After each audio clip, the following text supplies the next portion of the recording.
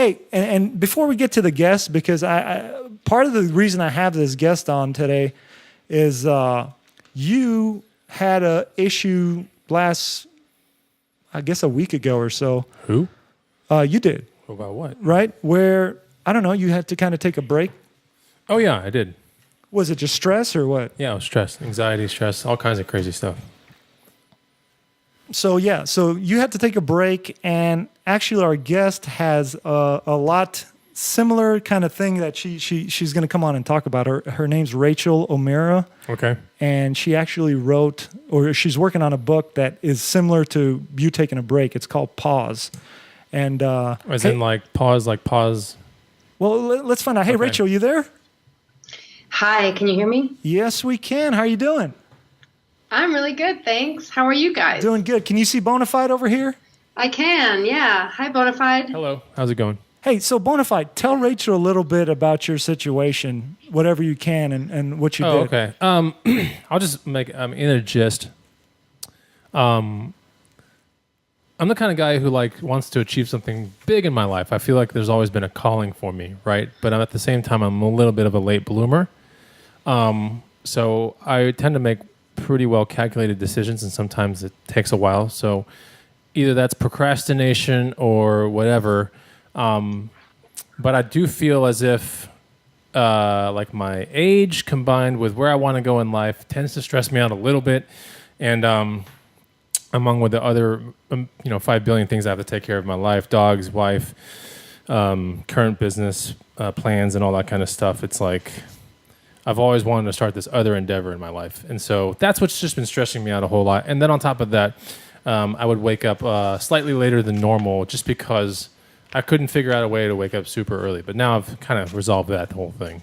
But anyway, that's what I'm going through. I'm pretty sure I don't know if that's a crisis or what, but... So you took a break, right? Oh, I had to. Yeah, like I had an actual... When I was in the gym 2 days in a row, I felt as if I was either getting sick or I couldn't take deep breaths and stuff. And so I actually went to a therapist the other day. Really? I did, man. Had to. Was it good? We could talk about that. Let me go to one more session, Okay. and I can decide whether to rip on the therapist or not. Yeah, I don't know yet. I have no faith in him. I'll tell you. I'll tell you outside of it. It's pretty. It's going to definitely hit the podcast because it's Okay. kind of funny. Well, Rachael, so Bonafide, my co-host, he had a similar issue to you, right? You used to, or you still work for Google, but you had a point in your life where you had a similar issue where you had to kind of take a break, right? Yes, that was about 4 years ago, and I took a 3-month unpaid break. So Yeah.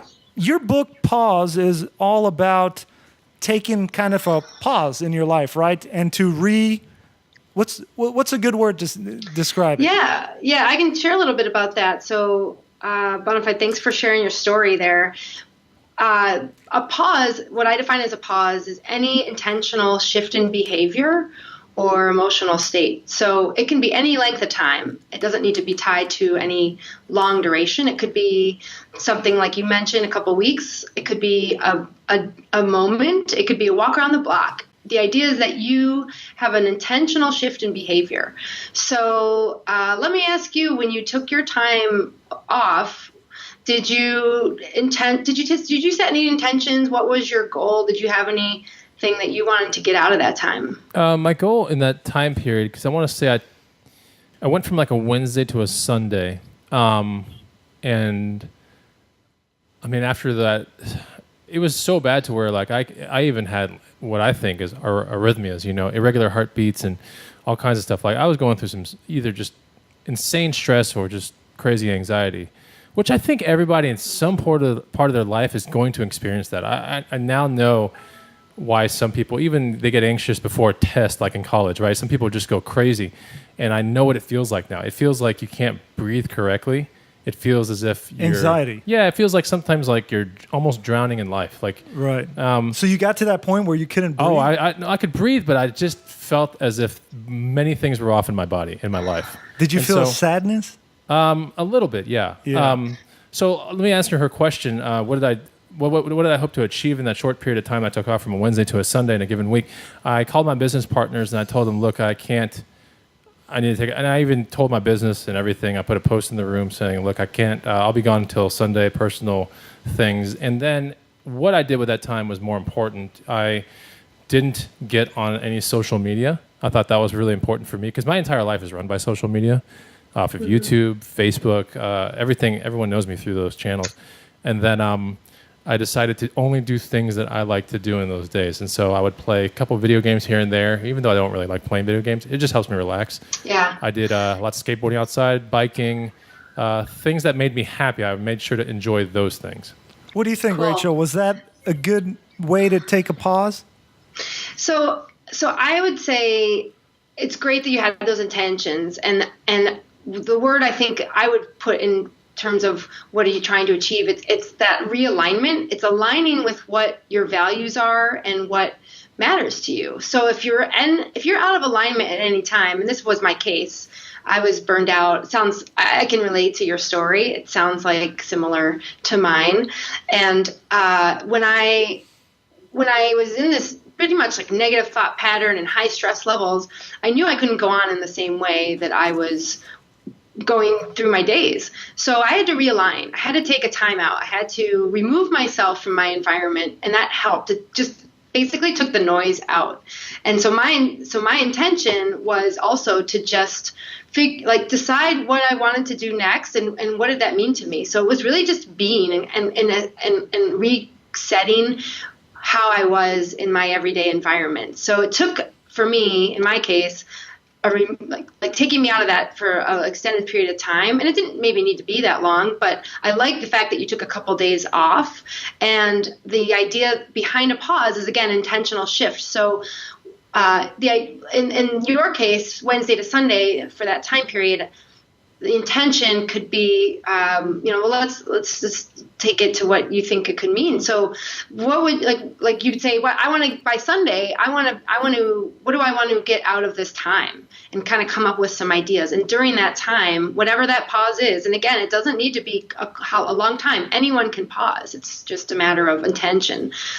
What can I realign with? So maybe I just want to what if I just wanted to relax a little bit? Maybe I want to feel my emotions a little more. Maybe I want to spend more time with my family. Those are intentions right there. So you could come up with something like that. And then the idea is to be in that during that time. And it's not necessarily like doing, it's actually just being yourself and being more with yourself to help realign. Because you can't realign unless you're with yourself. You need to know what you want and where you want to be. I agree with that 100%. It actually helped a lot to do my realignment. It wasn't even a supervised one or what. I'm slightly supervised with my wife and everything. She made sure that I was on track. But the two things I know that were really eating at me more than anything was like a very cluttered up garage and a very cluttered up office space. And both are places where I do business. And so that's where a lot of my business comes from, the inflow and outflow of goods. And, it has to be clean spaces so I can think. And I know now what it feels like when things are out of whack. It's a really bad feeling. And I think everyone at any part of their life at some part of their life is going to experience what I experienced. Yeah, absolutely. I think we all have. But Rachel, for our audience out there that's trying to figure out if they need to take a pause, what are the biggest signs they should look for to find that out? Great question. So I actually write about this in my book, Pause, which is I actually just submitted the rough draft to my publisher, and so it won't be out for another year or so, but I plan to have excerpts published. But I have 5 signs you need a pause, and all of these happened to me. And I think the first one is, there's a bunch of them, but the first one is you used to love your job and now you loathe it. So for whatever reason, you're not feeling good in your day-to-day work, and it could be a number of things, but that would be one. So if you just are kind of grudging through the day, there's something out of alignment. And it's not so important what that is, but it's realizing that and actually having awareness around that. Sometimes we just go through life day on day and grudging through the next day after day, and you can actually shift that if you increase your awareness around it. So that's the first one is you used to love your job and now you loathe it. And then the second one was that your boss tells you it's just not working out. So maybe you're your own boss, and you might tell yourself that maybe this is just not what I want to do anymore. My insight from that was And this happened to me where I wasn't really doing well in my job and performing well on account of all these other things going on inside of me that I wasn't convinced I was doing a good job, and also not taking responsibility probably for a lot of the things that I was doing. So having a closer look at why isn't it working out? What is going on there? Am I responsible for all my actions? Am I doing whatever I need to do to be necessary in this role? Chances are you might be able to do some more stuff. So that's, making sure that you're aligned with that from a manager and CEO type role if you hold that yourself. The other ones that I would mention is that you have an intervention. So this one's a pretty fun one. In my case, I had a technology intervention where I literally had a friend tell me that I spent too much time on my laptop and I was too consumed with work outside of work. And this could be, I think all of us can relate to this one, whether it's just checking your phones, probably when it's not so appropriate, having family time where you're distracted by technology. Maybe you're not using it to connect, but you're actually disconnecting or distracted through it. So that's one that I had.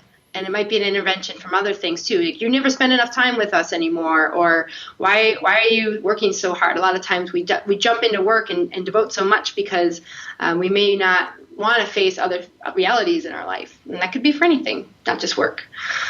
So those are a few of them that I would say are the types, the signs that you need a pause. And again, it's the idea is that it's an intentional pause. It doesn't mean you go out and take a beach vacation for 2 weeks and pump, although it would be nice to put your feet up on a chair and have a margarita. But the idea is you have intention around it. So what do you want to get out of that week at the beach? Right. So to have intention, how do you know what is the right kind of pause for you to take as a person that's going to actually help you in that situation versus just be a pause where you just wasted time? Yeah, great question. So I think it really comes down to intention. And again, it's a realignment. And sometimes you don't want to do anything in a pause. It's actually about being with yourself.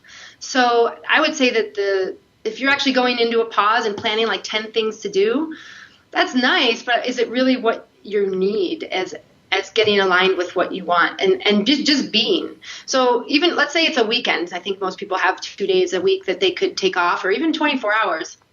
Let's say that that's a pause. If you intended to just be and not maybe make any plans and see what happens, see what emerges from there, then that's one way that you can discover more about maybe what's out of alignment. Some thought might pop up. And the idea is that you create the space, and I like to say you create the space to find your truth.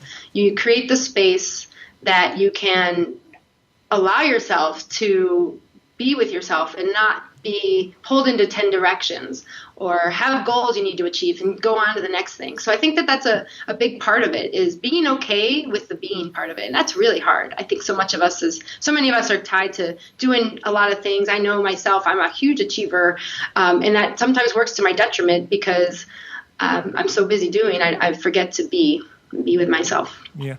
And there's a lot of people out there that probably do need a pause, but they're probably in a situation financially maybe or with family where they can't take a pause of 3 months, or they can't take even a couple day pause. What does a pause look like to somebody like that? Yeah, that's such a good question. And so the beauty of a pause is it can be anything that works for you. So it doesn't need to be a long amount of time. It's all about your intention. And I define intention. This is from my studies up in Chicago at the Wright Graduate University. Is intention is aliveness with direction. So like being alive, like feeling in your body and doing things. And when you do that, you can do that for free. You don't need a month or a week. It's nice to have that, but it's definitely not a need to have. So are you engaged in the level that would drive that? And like just noticing what's going on with you and without any finances, a pause is great. I would say one of my favorite pauses is a breathing exercise. I can sit in my chair and practice 5 deep breaths and even close my eyes and just be with myself. That's a moment by moment pause that I could have. And I talk a lot about different types of pauses in my book, from daily pauses to unpaid breaks and coming up with plans for any of those. But it's definitely not tied to finances. And the idea is that you can create what works for you. And part of my plan is to help everybody become more aware of what works and how they can shift where they are and be more relaxed, have a more engaged life, not be so stressed, and do that through awareness. Yeah. See, my issue with taking, because I have taken pauses, especially from this radio show, as our audience knows, every now and then, and my pause turns into a stop. And sometimes I won't even do anything productive during these pauses. So what is the right mindset to have to where you can avoid that pitfall? Yeah. Well, I would reframe that a little bit. I actually wouldn't. I would think that's okay. Again, a pause is a recalibration, right? As you mentioned, you could be at a point where you're just mentally not in a good place to do anything that works for you, and that's okay. We all get there. It's a matter of just flowing through every day. And so I would say you can stop. The point is to get going again at some point. So you might need longer than you think. And maybe you pause from 7 to 9 p.m. every night. It doesn't need to be consecutive. It can be a time where you set intention with what you want in action and come up with a plan that works for you. So I say it's okay to stop. And the point is you can stop, but you can press the play button whenever that's going to work for you. And it might take some experimenting. It is an adventure. It's not like this is a science. It's a little bit of an art. Dizzle, Right. like the pause that you're talking about, Dizzle, sounds like an actual physical pause. Like you're walking across the street and then all of a sudden you just stop. You kind of just stop like that Beatles cover, where they're just like in walking across the street. But yeah, I think a lot of the Fortune CEOs and all those people, they do breathing exercises, but it's AKA meditation. In the morning, they do meditation where they don't even think about what their day is going to be like or anything. They just get their rhythm and the breathing corrected, and then they go to use like a vision board or something like that. But Right. For the most part, I mean, a lot of big dog people. I mean, you got to think how many things that they have going for them, and that they manage all this social media stuff. They got to manage their companies, all that stuff, and it takes a lot, especially if you're a visionary. So a lot of those people, if you take a look behind the scenes, they're always like chilling out for about 15 minutes in the morning with nothing around them, Right. right after waking up. I mean, it's like real serious pausing. Yeah. And just to add to that, because that brings up, I'm thinking of a lot of research from fields of science lately where there is data around pausing / mindfulness / awareness, where if you actually do take a couple minutes, it can be 2 minutes. It doesn't need to be a long time, where you are relaxing, you actually activate your parasympathetic nervous system, which engages the relaxation within your body to be more relaxed and actually decreases levels of things like cortisol or the actual chemicals that are created by the sympathetic nervous system, which is more stress related and is activated anytime we go into a fight or flight or high stress situation. Right. So there's actual research that works. And my whole vision with pause is that it becomes a global conversation around how do we bring that into every day and integrate it so that it just becomes part of our routine and we can actually lead better lives, more meaningful lives, be less stressed, and engage better and fully as we want and desire. All right, Rachel, I think you should lobby our government for paid pauses. You need to. I want to contact a senator I think it would help or something. everyone out. Yeah, but hey, thank you for coming and telling our audience about the pause. It's a powerful tool they can use out there to lead a happier, healthier life. How can people reach you and learn more about pause in your book and be able to get some help from you? Yeah, great. I've enjoyed being on here too. Thanks so much. So you can go to Facebook on my site, Rachael O Meara, which is the Facebook page. I think you can just Google my name. And I'm also on Twitter for Romera1 and my website, rachaelomeara.com. Sign up for my newsletter. I write a lot of articles on emotional intelligence that features some of this that we talked about. Oh, cool. Today. How do you spell your Twitter? It's ROM, like Mary, EARA, and then the number 1. Romera. So Right. Romera1. And to our listeners, we're going to have the links in the show notes, and they're scrolling across the bottom of the screen right now. So thank you very much, Rachel, for coming on the show. Thanks, Dizzle. Thank you, guys. All right, Thank take you. care. Thank you. Bye-bye. All right, bye.